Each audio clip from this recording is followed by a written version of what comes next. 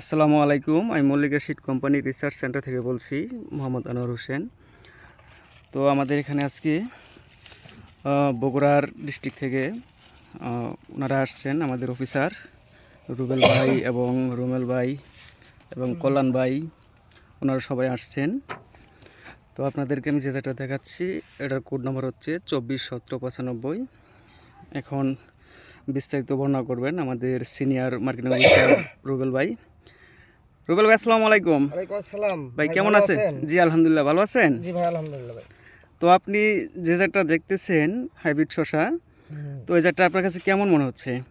আসলে একটি বলার ভাষা নাই, আসলে যে পরিমাণ শসা দেখতেছি, জি, এর জাতটা আমার কাছে খুবই ভালো মনে হচ্ছে।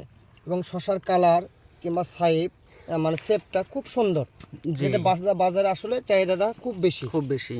এবং শসার ধরন আপনি দেখেন, লক্ষ্য করেন, দেখেন প্রতিটা গিটেই কোনো গিট মিস নাই। এবং অনেকে দেয় দুটা করে পর্যন্ত আপনার শসা বের হয়েছে। আরেকটা বিষয়, এই গাছের রোগ বালাটা খুবই কম, নাই বললেই চলে। নাই বলে চলে। এবং শাখা প্রশাখা প্রচুর প্রচুর। এবং আমাদের এখানে দুই পদ্ধতিতে আপনার দেখানো হচ্ছে শসাটা আসলে কেমন। জি, এখানে আমাদের এটা করা হচ্ছে মালচিং এ এবং এটা এমোর সাইডে হচ্ছে মালচিং ছাড়া, মাটিতে। হ্যাঁ, মাটিতে করা হচ্ছে। যে আসলে দেখেন মাটিতেও আপনি ব্যাপক পরিমাণ শসা ধরে আছে।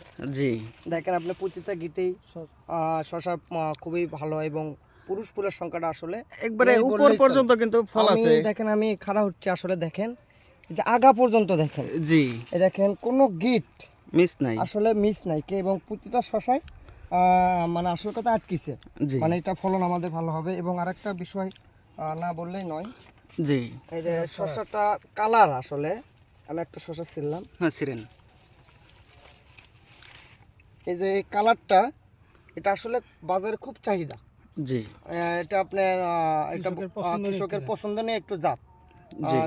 শসা বেশি আপনার কালা নয় এবং একটু সাদাটে ভাব আছে, যেটা অনেকেই দেশি শসা হিসেবেও বিক্রি করতে পারে বাজারে। আচ্ছা, আজকে এই পর্যন্তই। জি, ধন্যবাদ।